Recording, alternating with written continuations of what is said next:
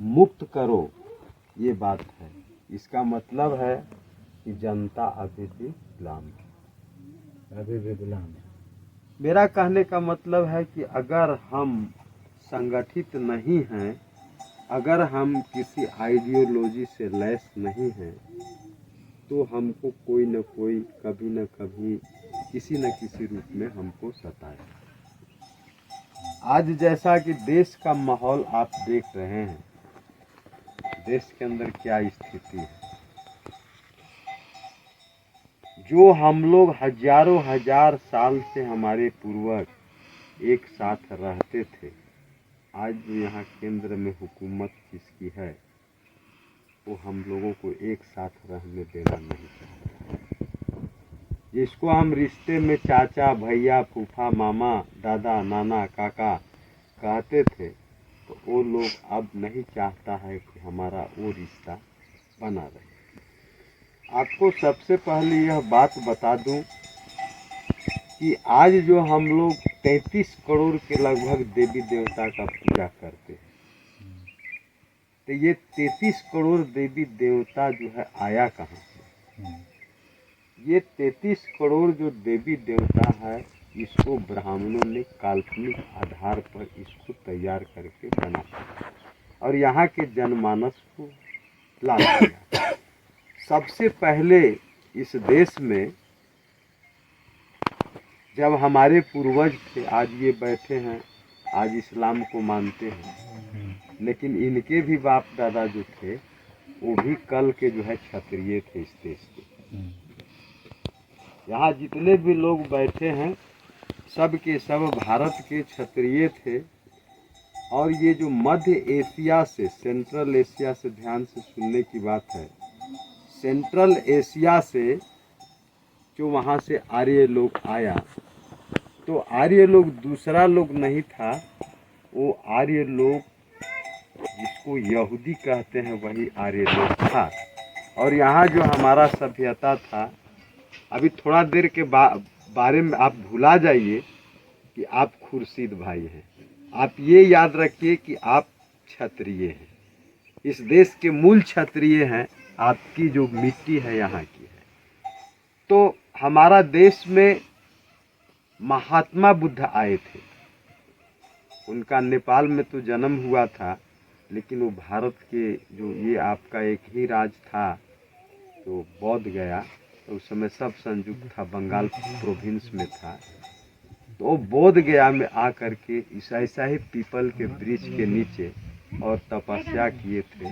और तपस्या किए थे तो कोई देवी देवता के बारे में पूजा नहीं किए थे, बल्कि वो देखे कि बाहर से जब आर्य आए तो यहाँ के लोगों को गुलाम बना लिया। आर्य के बारे में थोड़ा सा हिंदी स्वरूप दे दीजिए, आर्य के बारे में।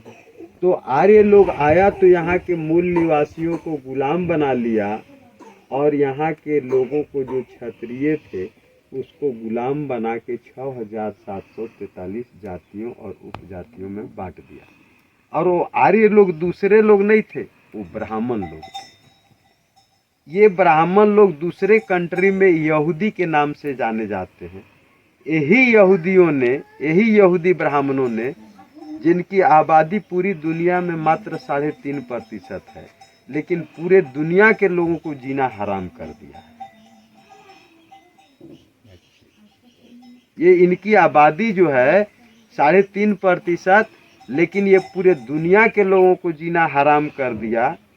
आप देखें कि नेल्सन मंडेला जो साउथ अफ्रीका का था, 27 साल उसको जेल में रखा, और 27 साल के बाद तब जो है नेल्सन मंडेला आज़ाद हुआ और उस मुल्क को, साउथ अफ्रीका को आज़ाद करने का काम किया।